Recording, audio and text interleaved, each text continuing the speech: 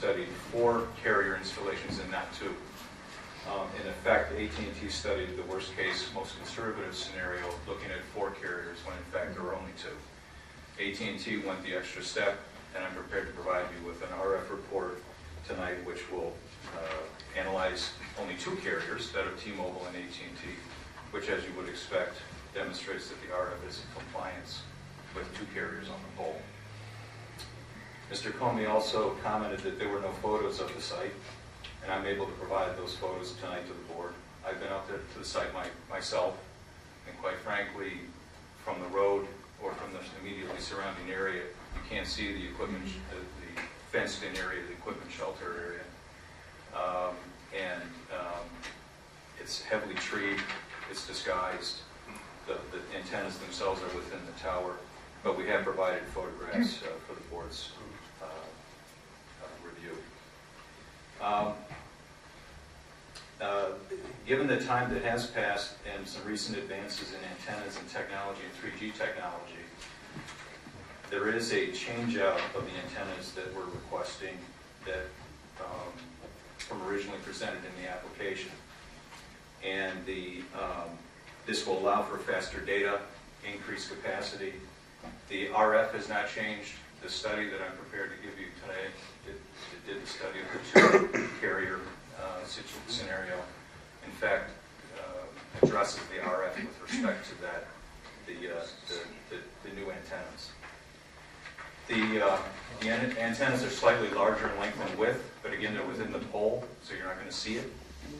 They're slightly thinner in size, to the extent the board is interested in that detail. And the structural report, as you recall, that was submitted, actually is a structural report which addresses 4 carriers on the pole, and at this point there's 1 carrier and a proposal for a second carrier named AT&T. I have specification sheets for those antennas, which I can provide the board. Lastly, one other item. It's AT&T's practice to house outdoor equipment within shelters for security reasons and for weather, the protection of the elements. Also, it's more aesthetically pleasing, if you will. Although you can't see the fenced-in area from the street or the surrounding properties, we propose to add a shelter so that it'll satisfy the AT&T's practice and policies for needing shelters for security reasons, but also improve the aesthetics. I have detailed engineering drawings and specifications on the equipment shelter as well, if the board would see fit to request those. In terms of what equipment shelter we're talking about, a shelter that's not unlike your shelter that would house your garden equipment in the back of your house. It's that type of a shelter. We're requesting that AT&T be issued a special use permit to the extent the town wishes to review the details of what I've described tonight. We believe that any additional details can be handled properly through the building permit process, and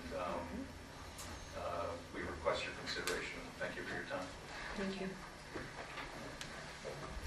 I would like it if the board could have copies of the photographs and the specs that you brought with you.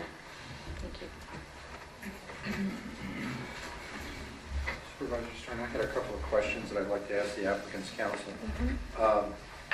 You had indicated that you're requesting a change out of the antennas from the application that was being done.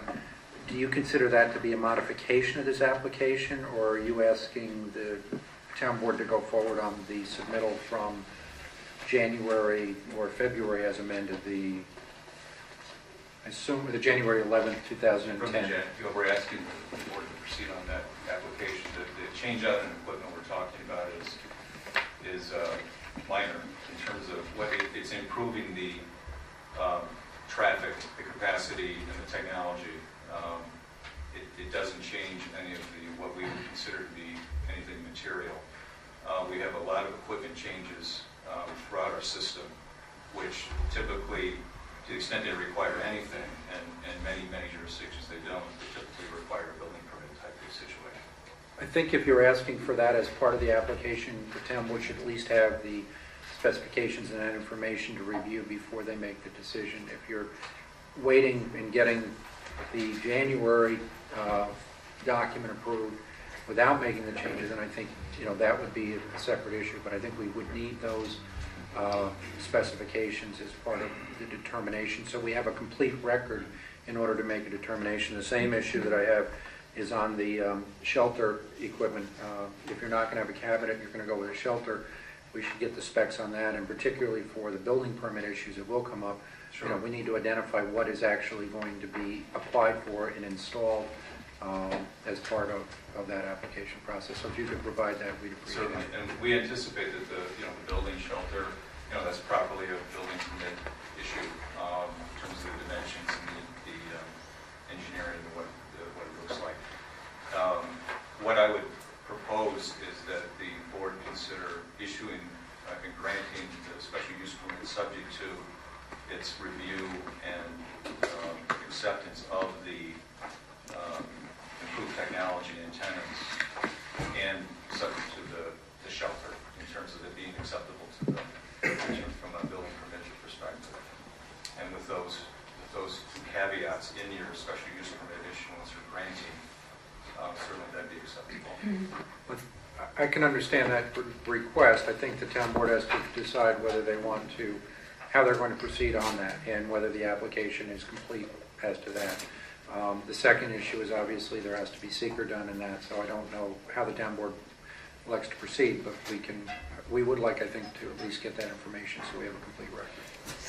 So the choice, if the choice would be to proceed on the application that you sent in January, and with obviously with the knowledge that if the application is approved, that you would then be putting in for the shed and the antenna separately, or we're going to consider them all at once? Well, I think the issue is that's the question that's Yes, here. right.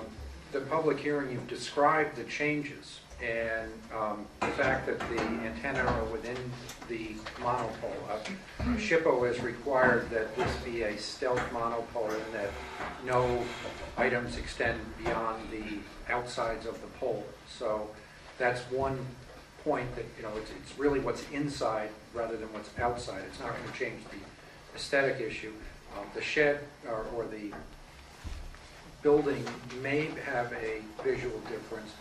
I think the town board would be willing to accept that information after tonight, after the public hearing, and consider that as part of the complete application, and then vote on it. The only issue I have is obviously, based on the regulations that have been adopted, when the application is deemed to be complete, the town board has a reasonable period of time is defined as 90 days for a co-location application. I'm just looking to benchmark where we're at. And I think if we could establish the date that we get that information, we could deem the application complete, then the town board has the ability to make the decision. And I don't see that as, taking that entire time, but I just want to make sure we have our parameters set. Well, certainly I can, as I'm listening to comments, I can provide you with the information tonight. Certainly I can. Thanks. Great, thank you.